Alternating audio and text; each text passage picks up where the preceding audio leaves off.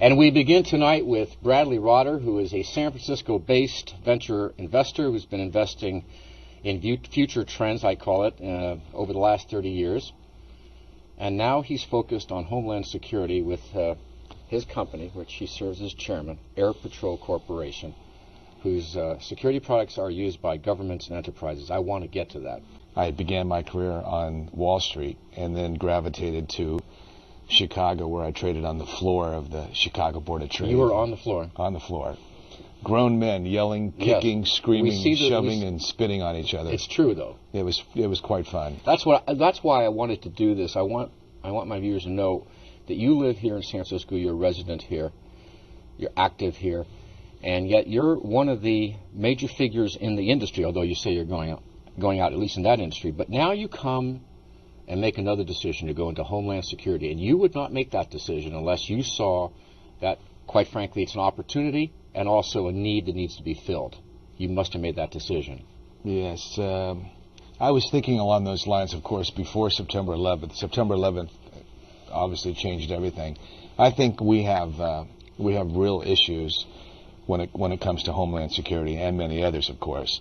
But I decided that I could make an impact on our nation's security by doing what I do best, which is looking for young companies and good management teams and pairing them up with capital and helping them build their companies and do good work. But I thought that Homeland Security is a good place for me to focus my assets and my attention. AirPatrol, that's your company. Website will be linked at our website. There's a couple of videos there to kind of explain to people a couple of your products. But one thing that hit me while I was watching it is what you're doing could apply to criminal activity and to terrorist activity. Indeed. Are they about the same now? And that all could be described as Homeland Security, but you bring up a very good point. One of AirPatrol's technologies that I think is pretty neat is the ability to detect and locate cell phones. And there is indeed a criminal aspect to that. We're doing our first installation this January in our first federal prison. Apparently, prisons are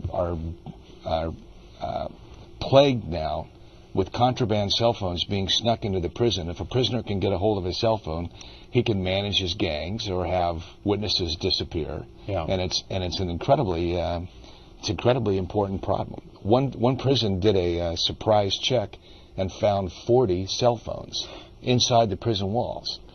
AirPatrol's technology it's a triangulation technology that allows them to not only detect the cell phone, but locate precisely where it is, so they can go and grab it. And that applies to that prison. It applies to, I suppose, to office companies, security office companies or the government.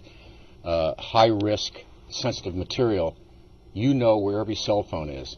Yes. Now, and they can tell you where they are, down to 10 feet, as I gather. And what do you do with the information then? And how is the government, without revealing any secrets, how can the government use this within the war against high-tech terrorists? Several ways. Good question.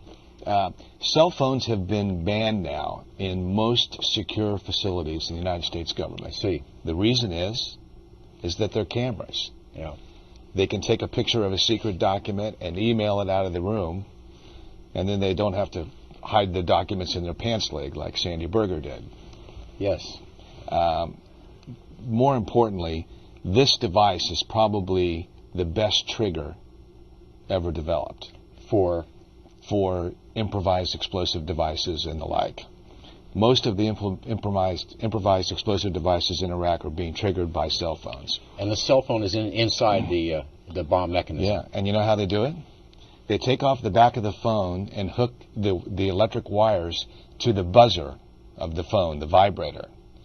So when the call comes in, the vibrator vibrates and the electrical current is completed and the bomb goes off.